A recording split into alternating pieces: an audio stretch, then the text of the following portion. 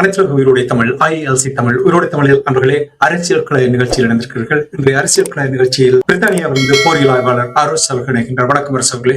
வணக்கம் தானே. அனைத்து உயிரோட தமிழ் உறவுகளுக்கு அன்பு வணக்கம். இன்னொரு நிகழ்ச்சியில் நாங்கள் இணைந்திருக்கின்றோம். இன்றைய நிகழ்ச்சியில் இலங்கை தீவில் உள்ள அரசியல் நிலைமைகளை பார்ப்போம். அதில் குறிப்பாக உங்களுக்கு தெரியும், உயிர்த்த ஞாயிறு குண்டு தாக்குதல் நடைபெற்றது. அந்த தாக்குதல் உலக பரப்பில் பெரிய அதிர்ச்சியை ஏற்படுத்தியது. அப்பொழுது ஆட்சி இருந்தவர்கள் கோட்டாபய ராஜபக்ஷ, மஹிந்த ராஜபக்ஷ அவர்கள் தான் இந்த ஆட்சியில் இருந்தார்கள். ஈஸ்டர் குண்டு தாக்குதல் இந்த நடந்த அந்த சம்பவத்தின் பொழுது முன்னாள் உளவுத்துறையாக இருந்தவர் சுரேஷ் சாலே என்பவர், அவர் இப்பொழுது கைது செய்யப்பட்டிருக்கின்றார்.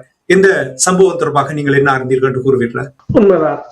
என்னென்று சொன்னால், புலனாய்வுத்துறையின் தலைவராக அந்த குண்டுவெடிப்பிற்கு பின்னர் தேசிய புலனாய்வுத்துறையின் தலைவராக நியமிக்கப்பட்டவர் பிரிகேடியர் சுரேஷ் சாலே. அவர்தான் இந்த குண்டுவெடிப்பின் பிரதான சூத்திரசாதாரி என்று கூறப்பட்டிருந்தது. இதை இங்கே பிரித்தானியாவிலிருந்து வெளிவருகின்ற சேனல் 4 செய்தி நிறுவனம் இலங்கையிலிருந்து தப்பி சுவிட்சர்லாந்தில் அடைக்கலம் கோரியிருந்த பிள்ளையாண்ட ஒரு நெருங்கிய சகாவான அசாத் மௌலானாவை பேட்டி கண்ட இடத்தில் அவர்கள் தெளிவாக கூறியிருந்தார்கள். இதன் பின்னணியில் எவ்வாறு இடம்பெற்றது, இங்கு அதற்கு பயிற்சிகள் கொடுக்கப்பட்டது, எவ்வாறு மட்டக்களப்பு சிறையில் இவர்கள் சந்தித்தார்கள், அதாவது பிள்ளையான் குழுவுக்கான நிதிகளை, அதாவது பிள்ளையான் குழுவுக்கு ஆட்சி மாற்றம் ஒன்று ஏற்பட்டதுடன் பிள்ளையான் குழுவுக்கு வழங்கப்படுற நிதி நிறுத்தப்படும் என்றவுடன் சுரேஷ் சாலே தங்களிடம் 15 பேர் போலியான பெயர்களை தர சொல்லியும் அதைத்தான் இராணுவத்தினரின் சம்பள பட்டியலில் சேர்த்து விடுவதாகவும், அதற்கு பிறகு அந்த காசு உங்களுக்கு வரும் என்றும், அதே போல மாதம் 24 லட்சம் கொடுக்கப்பட்டது, பிள்ளையானுக்கு அங்கு செல்போன் வழங்கப்பட்டது என்று சொல்லி அது ஒரு நீண்ட ஒரு நேர்காணல். அதற்கு பிறகு அவரின் உயிருக்கு ஆபத்து என்றெல்லாம் சொல்லப்பட்டது. இப்போது அதாவது இந்த 25ஆம் தேதி சுரேஷ் சாலே அவர்கள் கைது செய்யப்பட்டிருக்கின்றார். இந்த புனித ஞாயிறு குண்டுவெடிப்பு என்பது ஒரு தொடர்கதையாக இருக்கின்றது. கிட்டத்தட்ட 5 பிரதமர்கள் மாறி இருக்கிறார்கள். அது நடந்த பிறகு 4 அரசு தலைவர்கள் மாறி இருக்கிறார்கள். 4 அரசுகள் மாறி இருக்கின்றது. இருந்த போதும் இன்னும் அவர்களுக்கான நீதி கிடைக்கவில்லை. ஏனென்று சொன்னால், இப்ப சிங்கள ஊடகவியலாளர் கீர்த்தி இதை பற்றி சொல்லும் போது கூறுகிறார் என்று சொன்னால், இது ஒரு பூகோள அரசியல் சார்ந்தது. இதில் இந்தியாவின் ரோவிண்ட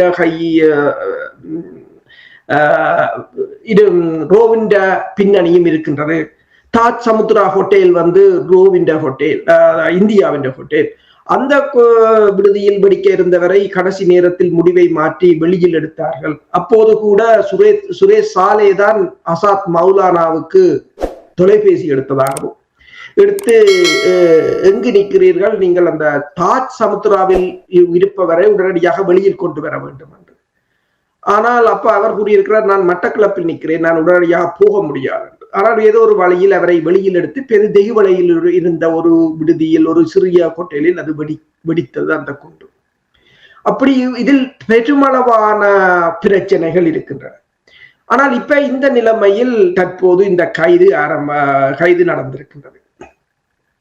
இப்ப இதுல என்ன பிரச்சனை என்று சொன்னால், இது இந்தியாவின் கை இருக்கிறது என்றதுக்கு தென்னிலங்கை, இப்ப நாங்கள் இதனை கூறவில்லை, தென்னிலங்கையில் இருப்பவர்கள் கூறுகிற காரணம் என்னன்னு சொன்னால், இந்த அமெரிக்காவின் சோஃபா ஒப்பந்தம், அதாவது படைகளின் நிலை ஒப்பந்தம், ACCSA ஒப்பந்தம், கையகப்படுத்துதல் மற்றும் குறுஞ்சேவை ஒப்பந்தம் ACSA, மில்லேனியம் சேலஞ்ச் கோஆபரேஷன் ஒப்பந்தம், மில்லேனியம் சேலஞ்ச் கோஆபரேஷன் MCC, இந்த ஒப்பந்தங்களை மறுபரிசீலனை செய்யும் முடிவின் காரணமாக அமெரிக்காவுக்கும் கோட்டபாயாவுக்கும் ஏற்பட்ட முருகல் நிலை தான் இந்த இறுதியாக கோத்தபாய ராஜபக்ஷவை அங்கிருந்து வெளியேற்ற தூண்டியது. ஆனால் கோத்தபாய ராஜபக்ஷவை கொண்டு வருவதற்காகத்தான் இந்த ஏப்ரல் 21ஆம் தேதி இந்த குண்டுவெடிப்பு இடம்பெற்றது என்றால், இந்த இவ்வளவு ஒப்பந்தங்களையும் மைத்ரி ரணில் அரசு மேற்கொண்டு விடலாம் என்பதால் இது நடத்தப்பட்டதாகத்தான் கூறப்படுகிறது. இப்ப இந்த நிலையில் நீங்கள் பார்த்தீர்கள் என்று சொன்னால் இந்த சிங்கப்பூர்ல இருக்கிற நன்யாங் தொழில்நுட்ப பல்கலைக்கழகத்தின் அரசியல் வன்முறை மற்றும் பயங்கரவாதம் குறித்த சர்வதேச ஆராய்ச்சி மையம், அதாவது ICPVTR என்ற அந்த மையத்தின் தலைவரான பேராசிரியர் ரோஹான் குணரத்னா கூறுகிறார் என்று சொன்னால், சுரேஷ் சாலையின் கைது என்பது இலங்கை தலைவர்கள் தேசிய பாதுகாப்போடு விளையாடக்கூடாது என்று. அவருடைய கருத்தின் அடிப்படையில் என்ன கூறுகிறார் என்று சொன்னால், இலங்கையில் மிகவும் மதிப்புமிக்க தேசிய பாதுகாப்பு நிபுணர்களில் சாலே ஒருவர் என்றும், அவர் கைது செய்யப்பட்டது இலங்கைக்கு மிகப்பெரிய அவமானம் என்று சொல்லியும், இலங்கையை பாதுகாப்பதற்காக தனது முழு நாளையும் அவர் அர்ப்பணித்தவர் என்று சொல்லியும், அவர் 5 அரசாங்கங்களுடன் கிட்டத்தட்ட 3 தசாப்தங்களுக்கு மேலாக பணியாற்றியவர் என்று சொல்லியும் வெறும் புகழாரத்தை கூறியிருக்கிறார்கள். அது மட்டுமல்லாது இலங்கையில் ஈஸ்டர் ஞாயிறு படுகொலை சர்வதேச சமூகத்திற்கான பாடங்கள் என்ற புத்தகத்தை தான் எழுதியதாகவும், அதில் இந்த தாக்குதல் தொடர்பாக மிக விரிவாக விசாரித்து குற்றவாளிகளை அடையாளம் கண்டுள்ளேன் என எனது கண்டுபிடிப்புகளை federal bureau of investigation, Australia federal police மற்றும் ஸ்காட்லாந்து யார்ட் போன்ற அமைப்புகளுக்கு, இன்டர்போல் போன்றவற்றின் அதிகாரிகள் இந்த விசாரணைகளின் அடிப்படை காரணிகளுடன் இது ஒத்து போவதாகவும் அவர் கூறியிருக்கின்றார். இப்ப இதில் என்ன பிரச்சனை என்று சொன்னால், ரோஹான் குணரத்னா இன்னும் ஒன்றையும் கூறுகிறார். சாலையில் அதாவது ஜெனரல் சாலையில் எந்த தவறும் இல்லை என்று சொல்லியும், அவர் 2019 ஆண்டு ஏப்ரல் அன்று ஈஸ்டர் ஞாயிறு தாக்குதல்களுக்கும் அவர்களுக்கும் தொடர்பில்லை. ஏனென்றால் அந்த தாக்குதல் நடந்த சமயத்தில் அவர் மலேசியாவுக்கான இலங்கை தூதுவராக இருந்தார் என்றும், அதன் பிறகு அந்த தாக்குதல் நடைபெற்ற போது அவர் இந்தியாவில் உள்ள ஒரு பாதுகாப்பு கல்லூரியில் கற்கை நெறியை கற்று வந்திருந்ததாகவும் கூறப்படுகிறது. ஆனால் பிரச்சனை என்னவென்று சொன்னால், இந்தியாவில் இருந்துதான் இது வடிவமைக்கப்பட்ட தாக்குதல் திட்டம் மேற்கொள்ளப்பட்டதாக கூறப்படுகின்றது. இப்ப இதில் நீங்கள் பார்த்தீர்கள் என்று சொன்னால், இதில் ரோஹான் குணரத்னா இந்த அவசரமாக புத்தகத்தை எழுதியது, இப்போது சாலையின் கைது தொடர்பில் அவர் மிக வேகமாக செயற்படுவது என்று சொன்னால், இவருக்கும் இந்த நடவடிக்கையில் பங்கிருக்கலாம் என்ற ஒரு சந்தேகம் தான் இருக்கின்றது. என்று சொன்னால், இதுவரை காலமும் பெரிதாக வெளியில் வராதவர் தற்போது திடீரென்று ஓடியந்து அவர் இந்த தேசத்தின் தந்தை என்ற ஒரு தொனியில் தான் இவர் கதைக்கிறார் என்னும் போது, அதாவது சிங்கப்பூர் பல்கலைக்கழகத்திற்கும் இவர் அந்த பல்கலைக்கழகத்தில் இருந்து கொண்டு இலங்கை காவல்துறையை பொறுத்தவரையில் அவர்கள் கூறுகிறார்கள் என்னென்றால், தங்களிடம் போதுமான ஆதாரங்கள் இருக்கின்றன இவர் இந்த தாக்குதலில் ஈடுபட்டார் என்று. அப்ப இலங்கை காவல்துறை அப்படி சொல்லும் போது, ரோஹான் குணரத்னா இல்லை அவர் தேசியவாதி அப்படி இப்படி என்று சொல்லுவதென்றால், அவர் மேல் இலங்கை காவல்துறை சிங்கப்பூர் அரசுடன் பேசி அவரையும் விசாரணைக்கு கொண்டு வர வேண்டிய ஒரு கட்டாயம் இருக்கின்றது. ஏனென்று சொன்னால், இப்போ சுரேஷ் சாலையின் கைதை தொடர்ந்து கோத்தபாய ராஜபக்ஷ மீது விசாரணைகள் ஆரம்பிக்கப்படலாம் என்று கூறப்படுகிறது. அதே நேரம் நீங்கள் பார்த்தீங்கன்னா, அலி ஜப்ரி அவரும் இந்த கைது தொடர்பாக, அதாவது சுரேஷ் சாலே தான் விடுதலை புலிகளின் புலனாய்வு நெட்வொர்க்கை உடைத்தவர் என்றும், தமிழ்ச்செல்வன் அவர்களின் இறுதி நகர்வுகளை அறிந்து விமானப்படை தாக்குதலுக்கான துல்லியமான தகவல்களை அவர் வழங்கியவர் என்றும், மலேசியாவில் வைத்து பத்மநாதன் கைது செய்வதிலும் அவரின் பங்களிப்பு கூட இருந்ததாகவும் இப்போது அலி ஜப்ரி கூறியிருக்கின்றார். அந்த தாக்குதலுக்கு பின்னர், அதாவது ஏப்ரல் தாக்குதல் நடைபெற்றது. அதன் பிறகு கோத்தபாய ராஜபக்ஷ அரசு தலைவர் ஆகிறார். அதன் பிறகு டிசம்பர் மாதம் சுரேஷ் சாலே அவர்கள் இலங்கையின் தேசிய புலனாய்வுத்துறை தலைவராக நியமிக்கப்படுகிறார். அதற்கு பிறகு நீங்கள் பார்த்தீங்கன்னா, வடக்கில் இடம்பெறுகின்ற முன்னர் இடம்பெற்ற தாக்குதல்களாக இருக்கலாம், அல்லது இந்த கிரீஸ் பூதங்களாக இருக்கலாம், அல்லது அதற்கு பிறகு இந்த வாழ்வெட்டு குழுக்களாக இருக்கலாம். இவற்றை எல்லாம் இயக்கியவரும் இந்த சுரேஷ் சாலை என்றுதான் கூறப்படுகிறது. நீங்கள் கூறுவது போல் குணவர்த்தன அவர்கள் விடுதலை புலிகள் பலமாக இருந்த காலங்களிலும் கூட கதைகளை எல்லாம் உருவாக்கி பல விடயங்களை நடத்தினார் என்று அப்பொழுதே குற்றம் சாட்டினார்கள். இப்ப நீங்கள் கூறுவதை பார்க்கும் பொழுது எல்லாரும் சேர்த்து பார்க்கும் பொழுதும் இதுக்கு ஏதோ ஒரு உள் விளையாட்டு இருப்பதை தெரிகின்றது போல் தெரிகின்றது. இப்ப இந்த 279 பேர் இறந்தார்கள், 7 ஆண்டுகள் ஆகிவிட்டது. இதற்கு உங்களுக்கு தெரியும், மார்க்கம் ரஞ்சித் அவர்கள் ஆட்சி மாற்றத்தை ஏற்படுத்துவதற்காக குரல் கொடுத்துக் கொண்டிருந்தார். ஆனால் இப்பொழுது அவர் தூக்கத்துக்கு போய்விட்டார் போல் இருக்கின்றது. என்றால் ஆட்சி மாற்றம் வந்துவிட்டது, அதை பற்றி பெருசாக பேசுவதற்காக இல்லை. ஆனால் அனுரகுமார நாயக்கனுடைய அரசாங்கம் ஊழல் செய்தவர்களை, குற்றமளித்தவர்களை தண்டிப்போம் என்று சொல்லுகிறார்கள். ஆனால் இதுவரையில் யாரையுமே தண்டித்ததாக இல்லை. சுரேஷ் சாலை அவர்கள் உண்மையாக ஒரு குற்றவாளியா அல்லது ஒரு அரசியல் பழிவாங்கல் என்று நீங்கள் கருது? இல்ல, உண்மையில் அவர் மீது இப்போது என்னென்று சொன்னால், சுவிட்சர்லாந்தில் இருக்கின்ற அசாத் மௌலானா மீதான தடைகள் நீக்கப்பட்டிருப்பதாக கூறப்படுகிறது. அவ்வாறு நீக்கப்பட்டால் அவர் இலங்கைக்கு இப்போது திரும்பலாம். அவர் இலங்கைக்கு திரும்பி அவர் சாட்சியங்களை வழங்கலாம் என்று கூறப்படுகிறது. அவர் தெளிவாக எல்லாவற்றையும் சொல்கிறார்.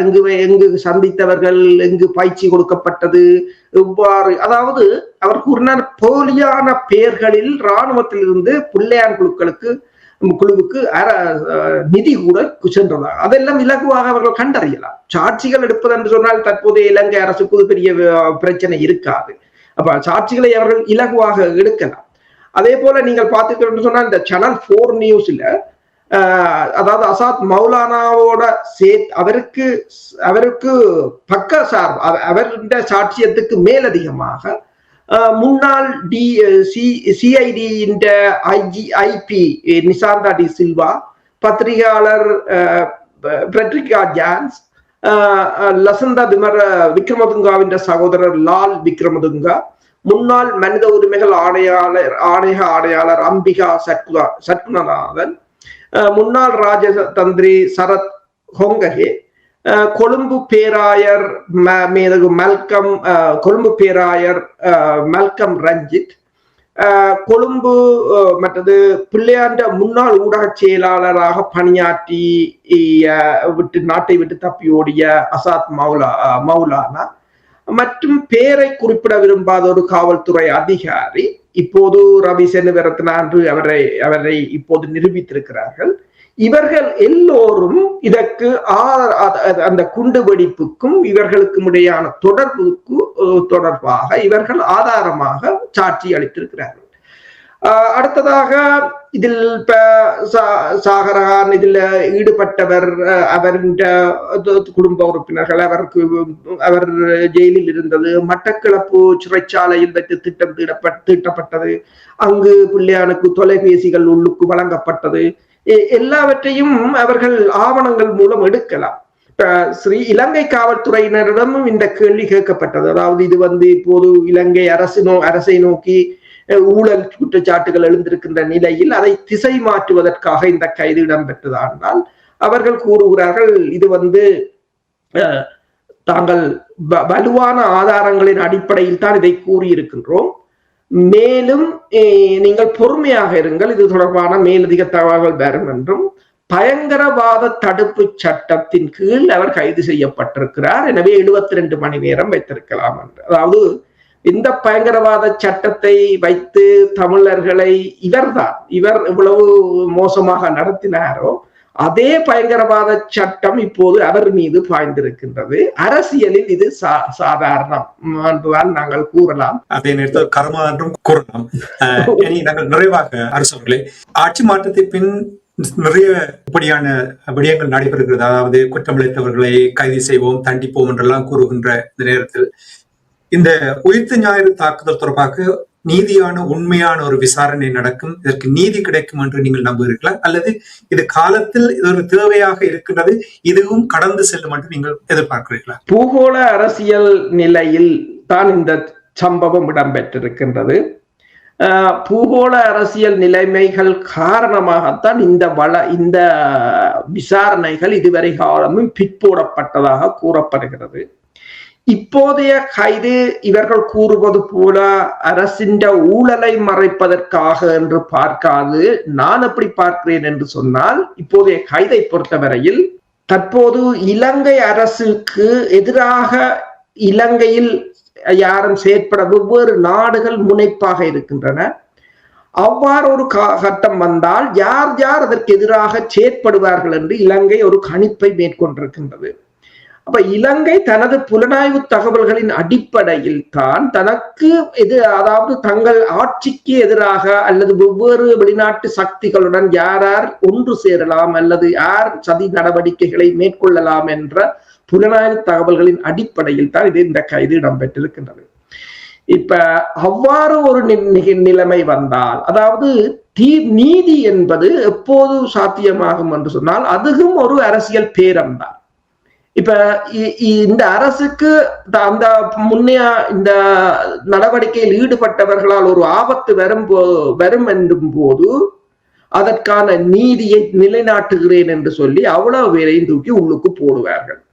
இப்ப சுரேஷ் சாலையில் கைதைத்தது அவர் புலனாய்வு துறையின் தலைவர் என்றபடியால் அவர் மீதான கை வைத்தது என்பது ஏனையவர்கள் இலகுவாக சிக்குவார்கள் என்பதுதான் அதன் அர்த்தம். நன்றி சகோதரி. இன்றைய நிகழ்ச்சியில் இணைந்து உயிர்த்த ஞாயிறு தாக்குதலின் பொழுது புலனாய்வு துறையின் தலைவராக இருந்த சுரேஷ் சாலை அவர்களுடைய கைது தொடர்பாக இப்பொழுதுள்ள நிலைமைகளை உயிரோடை தமிழ் உறவுகளுக்கு எடுத்து வந்தமைக்காக உயிரோடை தமிழ் அன்பர்கள் சார்பாக நன்றி கூறிக்கொண்டு மீண்டும் என்பது நிகழ்ச்சி இணைந்திருப்போம். அதுவரைக்கும் நன்றி, வணக்கம். நன்றி, வணக்கம். எமது பார்வையாளர்களுக்கு வணக்கம்.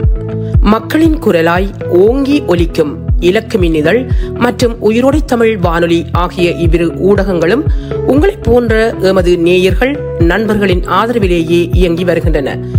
மிக குறைந்த வளங்களுடன் பல இடர்கள் மற்றும் தடைகளை தாண்டி பயணிக்கும் எமது ஊடகங்களின் பணிகள் மேலும் வளர உங்களால் முடிந்த நிதியுதவியை வழங்கி இன்னும் காத்திரமான செயற்பாடுகளை முன்னெடுக்க உதவுமாறு மிகவும் பணிவன்புடன் வேண்டி நிற்கின்றோம்.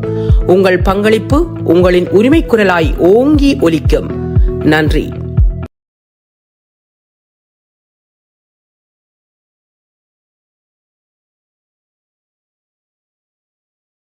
எமது பார்வையாளர்களுக்கு வணக்கம். மக்களின் குரலாய் ஓங்கி ஒலிக்கும் இலக்குமின் இதழ் மற்றும் உயிரோடை தமிழ் வானொலி ஆகிய இவ்விரு ஊடகங்களும் உங்களைப் போன்ற எமது நேயர்கள் நண்பர்களின் ஆதரவிலேயே இயங்கி வருகின்றன. மிக குறைந்த வளங்களுடன் பல இடர்கள் மற்றும் தடைகளை தாண்டி பயணிக்கும் எமது ஊடகங்களின் பணிகள் மேலும் வளர உங்களால் முடிந்த நிதியுதவியை வழங்கி இன்னும் காத்திரமான செயற்பாடுகளை முன்னெடுக்க உதவுமாறு மிகவும் பணிவன்புடன் வேண்டி நிற்கின்றோம். உங்கள் பங்களிப்பு உங்களின் உரிமை குரலாய் ஓங்கி ஒலிக்கும். நன்றி.